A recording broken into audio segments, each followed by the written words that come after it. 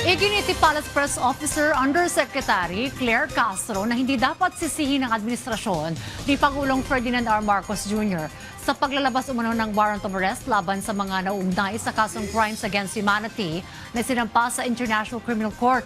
Kasunod ito ng payag ni Davao City 1st District Representative Paolo Pulong Duterte na may natanggap siyang impormasyon mula sa isang highly reliable source na nagsasabing na issue na umano ang arrest warrants laban kay Senador Bongo at dalawang dating opisyal ng pulisya at ginagamit umano ito ng administrasyon bilang political weapon. Unang-una alam naman natin ng ICC, korte po ito. At meron namang kaso. Kaso na kapwa nating Pilipino ang nagsampa laban sa mga di umanong pang-aabuso patungkol sa EJK. So wag natin kalimutan yan. Pilipino rin po ang nagsampa ng kaso. At kung magkakaroon man po at mag-i-issue ng valid warrant of arrest, valid pa rin po yun. At meron lamang silang nais na mapanagot. So bakit ba lagi nating sinisisi ang korte?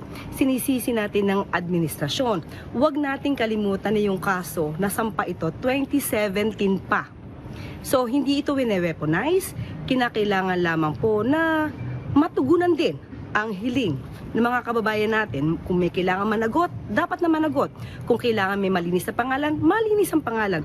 Ang nangyayari po kasi dito, lagi na lang ginagamit itong issue na to para pagalitin ang kapwa natin Pilipino at pag-usapan ang tungkol sa soberanya.